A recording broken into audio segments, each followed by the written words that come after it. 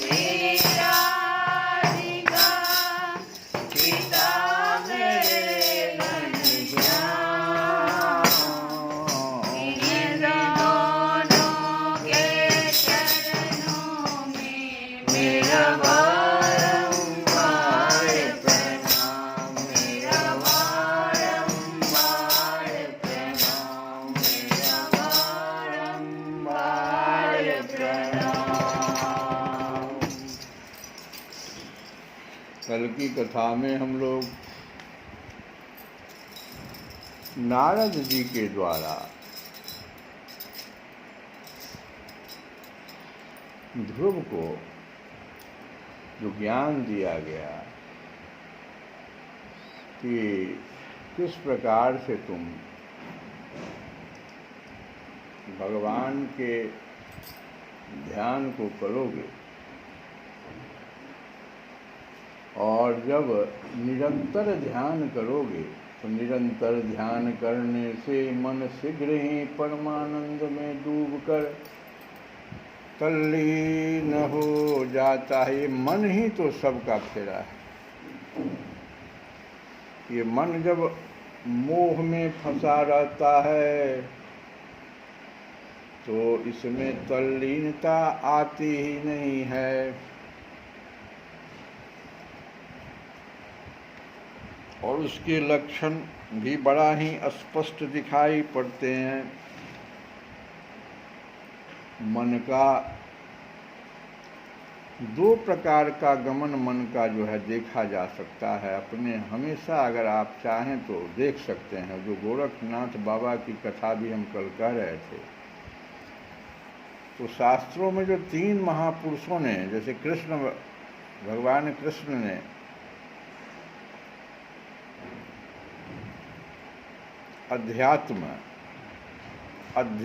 आत्मा के अध्ययन, भीतर जाने की क्रिया और उसके जितने भी साधन हैं सब पर प्रकाश डाला है, लेकिन उसको बड़ा बृहद से और उसमें कैसे जाया जाए, क्या सावधानी बरती जाए, इस पर पतंजलि और बुद्ध भगवान ने भी बहुत सारा अपना मंतव्य दिया। आज संसार में बौद्ध धर्म मानने वाले ज़्यादा लोग हैं, लेकिन गोरख बाबा ने अपने भीतर जाने, अंतरात्मा में भीतर प्रवेश करने के कई साधन दिए और उसमें मन को उन्होंने देखा। मन को देखा, जो भी कह रहे हैं ना नारद बाबा कि परमानंद में ये मन जो है शीघ्र ही परमानंद में डूबकर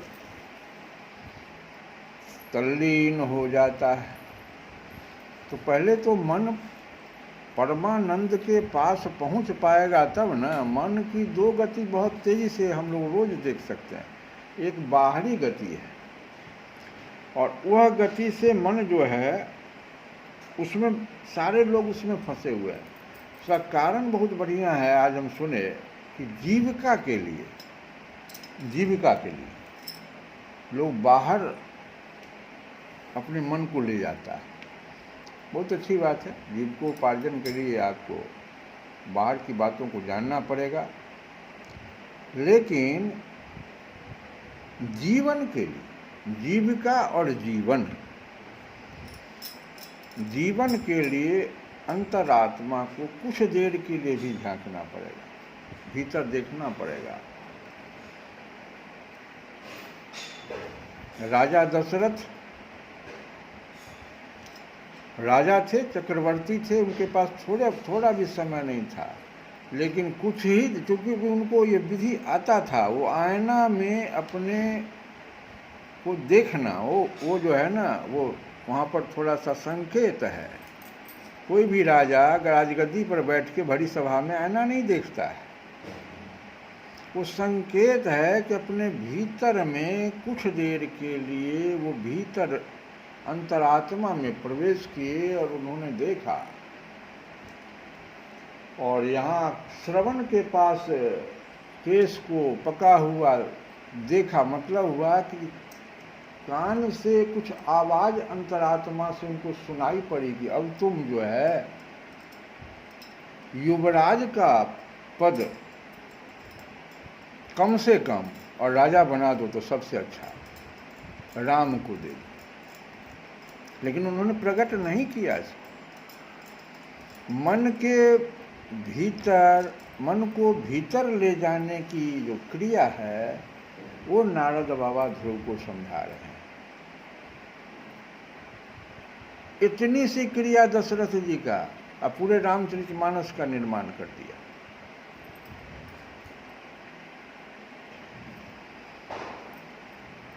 अंतरात्मा में मन को ले जाने पर पूरा परिवर्तन हो सकता है तुम्हें, यह संकेत है यहाँ।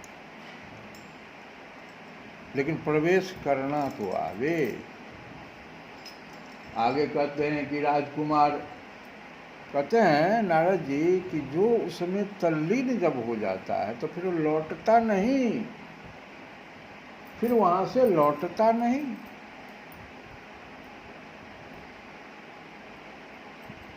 ये बहुत बड़ी बात है। जीविका में हम लोग पूरे जीवन को बिता देते हैं। जीवन के बारे में 24 घंटा में कुछ भी समय देने के लिए हम तैयार नहीं हैं। ये बड़ा गंभीर बात है, और जिसका प्रतिफल हम लोग आज व्यक्तिगत स्तर पर भोग रहे हैं। कहीं सफलता हमें प्राप्त नहीं हो पा रही। राजकुमार, नारद बाबा कहते हैं ध्रुव को राजकुमार, अभी कह दिए उसको राजकुमार। इस ध्यान के साथ जिस परम गुह्य मंत्र का जप करना चाहिए। अब तुम ध्यान की क्रिया, तुमको यम नियम आसन प्राणायाम प्रत्याहार ध्यान, धारणा और ध्यान, यहाँ तक तो हम ले आए। लेकिन तुमको एक खास मंत्र की विधि भी हम बता रहे हैं। जिस परमात्मा को तुम प्राप्त करना चाहते हो, जिस व्यक्ति को आप संसार में खोजना चाहते हैं, उसका नाम जानना बड़ा जरूरी है, और सही नाम। उस नाम के तो लाखों लोग होंगे ना, आप उनका सही नाम और उस नाम के साथ उसका पूरा जो है रूप उनका जब आएगा, तब मेला में आप खोज पाएंगे कि यही जिनका हम नाम पुकार रहे हैं, ये व्यक्ति है। उसी को मंत्र कहा जाता है, बीज मंत्र। तो इस ध्यान के साथ जिस परम गुह्य मंत्र, यहाँ गुह्य शब्द इसलिए लग गया, मंत्र का जप करना चाहिए, वह भी बतलाता हूँ सुन।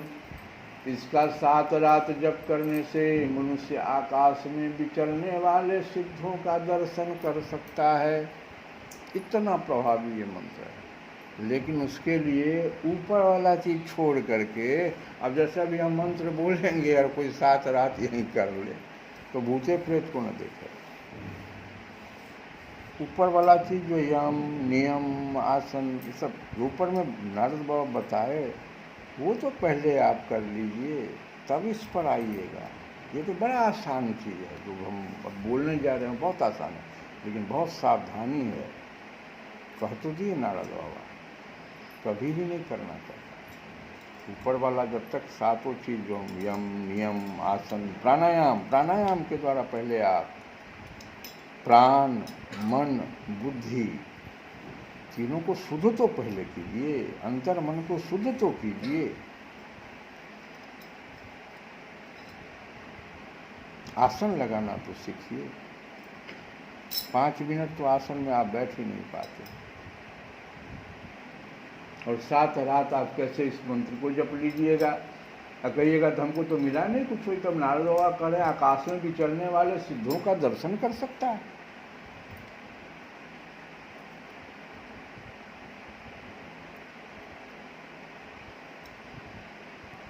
और वह मंत्र है ओम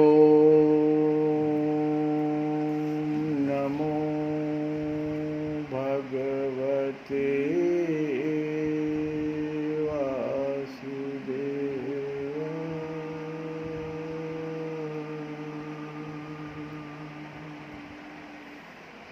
किस देश और किस काल में कौन वस्तु उपयोगी है, इसका विचार करके बुद्धिमान पुरुष को, सावधानी, किस देश और किस काल में कौन वस्तु उपयोगी है, इसका विचार करके तब बुद्धिमान पुरुष को, बुद्धिमान मतलब ऊपर के सभी नियमों का पालन करने वाला ही बुद्धिमान कहलाएगा, न तो जड़ता है उसमें। बुद्धिमान पुरुष को इस मंत्र के द्वारा तरह तरह की सामग्रियों से भगवान की द्रव्यमयी पूजा करनी चाहिए। प्रभु का पूजन विशुद्ध जल, पुष्पमाला, जंगली मूल और फलादि पूजा में भित दुर्वादि अंकुर वन में ही प्राप्त होने वाले वलकल। अब वन से वो गांव में तो नहीं दौड़ा हुआ जाएगा कि भाई कुछ भगवान को आज नैवेद्य लगाना है, गांव से हम ले आवे, नहीं, वन में जो आप जहाँ पर हैं वहीं पर जो कुछ भी, इसलिए भगवान पहले ही कह दिए हैं, पत्रम पुष्पम फलम तोय, कुछ भी हो जो आपको प्राप्त हो श्रद्धा से।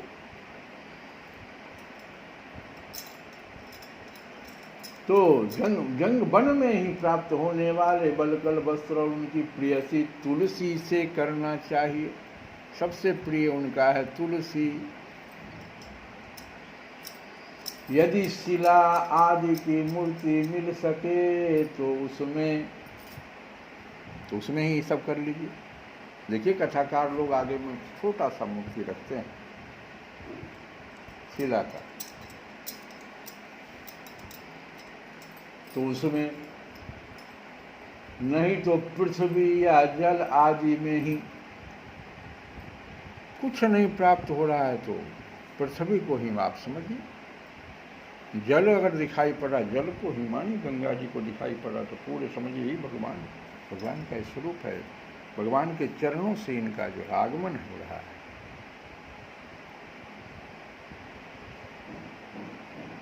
नहीं तो पृथ्वी या जल आदि में ही भगवान की पूजा करें। सर्वदा संयत चित्त आपका संयत होना चाहिए, कहीं भी उसमें हलचल नहीं। पानी स्थिर पानी को देखिए, थोड़ा हलचल होता हुआ पानी को देखिए, वैसे चित्त का हमारा स्थिति होता है। जब हलचल हो रहा है तो कुछ भी नहीं होगा, पूजा वगैरह नहीं हो। उस समय में पूजा में जाना भी नहीं चाहिए। चित्त में अगर किसी भी तरह का हलचल है तो दो काम नहीं करना चाहिए, आहार ग्रहण नहीं करना चाहिए और पूजा स्थल पर नहीं जाना चाहिए। आप गौर से देखिए, आपका चित्त सही है, खाना देने वाला, खाना परोसने वाला पहले आपके चित्त को हलचल न तो कर रहा है। बड़ा ध्यान देना है इन सब चीज़ों पर, ये सब संकेत है। संयत चित्त,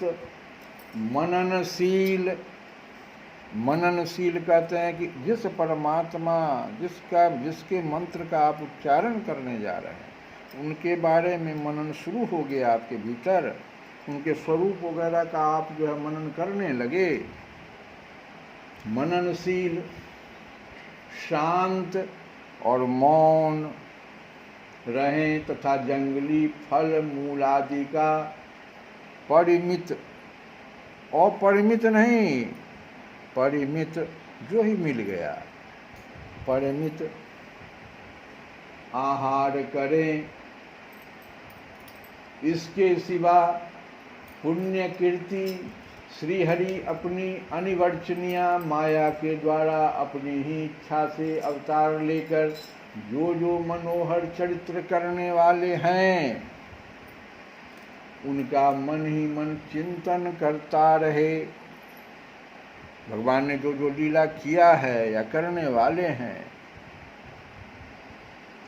प्रभु की पूजा के लिए जिन जिन उपचारों का विधान किया गया है उन्हें मंत्र मूर्ति श्री हरि को द्वादशाक्षर मंत्र के द्वारा ही अर्पण करें। इस प्रकार जब हृदय स्थित हरि का, अब हृदय में भी भगवान वही है, तो हृदय स्थित हरि का मन वाणी और शरीर में भक्ति पूर्वक पूजन किया जाता है, तब वे निश्चल भाव से भली भांति भजन करने वाले अपने भक्तों के भाव को बढ़ा देते हैं। अब हृदय में एक प्रकार का लहर आएगा आपको, भाव, इसको भाव कहते हैं, भक्तों के भाव को बढ़ा देते हैं और उन्हें उनकी इच्छा के अनुसार, अब जो 4 पुरुषार्थ की कामना किया है, अब उसके कामना पर भगवान ध्यान देते हैं कि वो किस तरह की कामना कर रहा है। धर्म की कामना, या अर्थ की कामना या और कोई कामना अथवा मोक्ष रूप कल्याण प्रदान क्या चाहता वो करते हैं। यदि उपासक को इंद्रिय संबंधी भोगों से वैराग्य हो गया है तो वह मोक्ष प्राप्ति के लिए अत्यंत भक्ति पूर्वक अविच्छिन्न भाव से भगवान का भजन करे। श्री नारद जी से इस प्रकार उपदेश पाकर राजकुमार ध्रुव ने परिक्रमा करके उन्हें प्रणाम किया। गुरु से ज्ञान लेने के बाद गुरु की प्रदक्षिणा, गुरु का परिक्रमा बहुत जरूरी है। ज्ञान तब आपको प्राप्त हो। तो गुरु का परिक्रमा करके उन्हें प्रणाम किया। तदंतर उन्होंने भगवान के चरण चिन्हों से अंकित परम पवित्र मधुवन की यात्रा की। अब तो नारद जी ने उन्हें मधुवन की ओर, यमुना नदी के किनारे मधुवन की ओर जाने के लिए कहा था, तो वहाँ से चल दिए और मधुवन के तरफ आए। ध्रुव के तपोवन की ओर चले जाने पर नारद जी महाराज उत्तानपाद के महल में पहुँचे। अब इधर नारद जी उत्तानपाद के महल में पहुँच गए। राजा ने उनकी यथायोग्य उपचारों से पूजा की। तब उन्होंने आराम से आसन पर बैठकर राजा से पूछा। तो ये राजा की बात हम लोग आगे करेंगे। पहले जो ध्रुव था, ध्रुव जो आगे जिस भाव को लेकर के नारद जी के वचन को सुन करके ध्रुव के मन में जो भाव उत्पन्न हुआ, पहले हम लोग उस भजन को गा लें। कि शरण में आए हैं हे भगवान, शरण में आए हैं हे भगवान। दया करो हे दयालु भगवान, शरण में आए हैं हे भगवान। दया करो हे दयालु भगवान, दया करो हे दयालु भगवान, शरण में आए हे भगवान। दया करो हे दयालु भगवान। ध्रुव कह रहा है, मन में सोच रहा है कि कहीं खोटा न रह जाऊं, कहीं खोटा न रह जाऊं। नारद जी का वचन सुनने के बाद भी हम कहीं खोटा न रह जाएं, ऐसे ही न रह जाएं, जरवत न रह जाएं। इसलिए भगवान से, अब जब तक भगवान की दया नहीं होगी, वचन सुनने से नहीं कुछ होगा। इसीलिए भगवान से मन ही मन वो प्रार्थना कर रहा है, कहता है कहीं खोटा न रह जाऊं।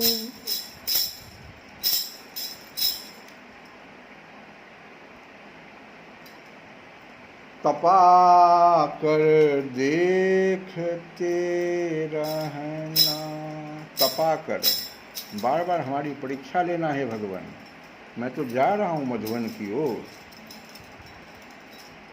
बहुत सारी बातें जो साधन हमको बताया गया, मंत्र बताया गया, कहीं खोटा न रह जाऊं। तपा कर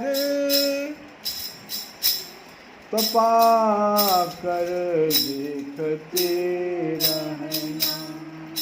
और आगे मुसीबत भी आएगी, तो मुसीबत की कसौटी पर और मुसीबत देना। कुंती कहती है, हे भगवान जितना मुसीबत हो हमको दे दो, संसार की सारी मुसीबत हमारे ऊपर डाल दो। वही ध्रुव कहता, मुसीबत की कसौटी पर लगा कर देखते रहना। जब मुसीबत आगे हमको आएगी तो हम लोग को आप जांचना कि ये इसमें पास कर जाएगा कि नहीं। ये सारी बातें जो अगर आपके भीतर में आ रही है, भगवान के भजन में जा रहे हैं, तो समझिए कि आप पॉजिटिव दिशा में जा रहे हैं, आप जरूर पार पाइएगा। कहीं खोटा न रह जाऊं, तपा कर देखते रहना, मुसीबत की कसौटी पर लगा कर देखते रहना। तो शरण में आए हे भगवान, शरण में आए हे भगवान, दया करो हे दयालु भगवान, शरण में आए हे भगवान, दया करो हे दयालु भगवान। आगे कहता है ध्रुव कि शरण में आए हैं हम तुम्हारी,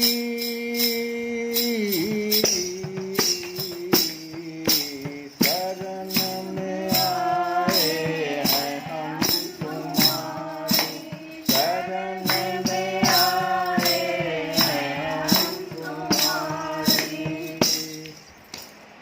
शरण में आए हैं हम तुम्हारी, दया करो हे दयालु भगवान, शरण में आए हैं हम तुम्हारी, दया करो हे दयालु भगवान, संभालो बिगड़ी दशा हमारी, संभालो बिगड़ी दशा हमारी, दया करो हे दयालु भगवान, संभालो बिगड़ी दशा हमारी, दया करो हे दयालु भगवान। तो बच्चा है तो न हम में बल है न हम में शक्ति, न हम में बल है न हम में शक्ति, न हम में साधन न हम में भक्ति, न हम में साधन न हम में भक्ति। फिर इसको गाओ। न हम में बल है न हम में शक्ति, न हम में साधन न हम में भक्ति, तुम्हारे दर के हैं हम भिखारी, दया करो हे दयालु भगवान, तुम्हारे दर के हैं हम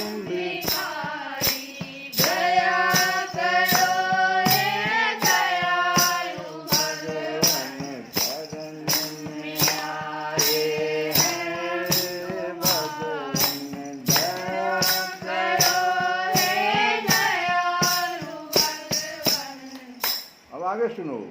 प्रदान कर दो महान शक्ति, भरो हमारे ज्ञान की भक्ति, भरो हमारे ज्ञान की भक्ति, भरो हमारे ज्ञान की भक्ति, प्रदान कर दो महान शक्ति, भरो हमारे ज्ञान की भक्ति। तभी कहाओ ये तापहारी, तभी कहाओ ये तापहारी, दया करो हे दयालु भगवान, दया करो हे दयालु भगवान, शरण में आए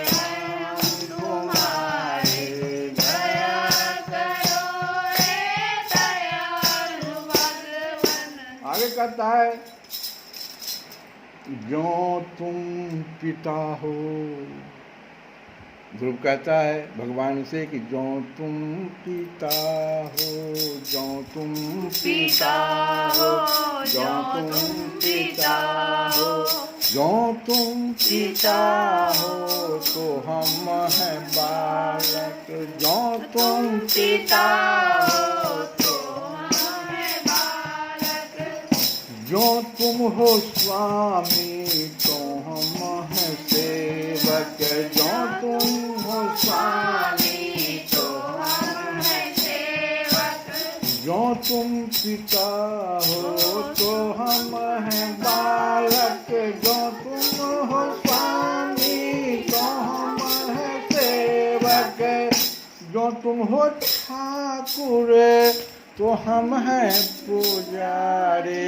दया करो हे दयालु भगवान, दया करो हे दयालु भगवान, शरण में आए हैं हम तुम्हारे, दया करो हे दयालु भगवान, शरण में आए हैं हम तुम्हारे, दया करो हे दयालु भगवान।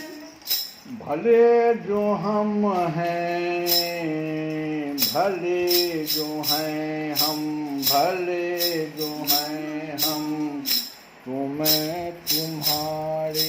अगर भगवान हमको भला मानते हो तो हम तुम्हारे ही तो हैं। भले जो हैं हम तो हम तुम्हारे, बूढ़े जो हैं हम तब भी तुम्हारे, बूढ़े भी जो हैं तब भी तुम्हारे, भले जो हैं हम तो हैं तुम्हारे, बूढ़े जो हैं हम तब भी तुम्हारे, तब भी तुम्हारे, तब भी तुम्हारे, तब भी तुम्हारे, तब भी तुम्हारे, तुम्हारे हो कर भी हम दुखारी। हाँ, कितना सुंदर भाव है।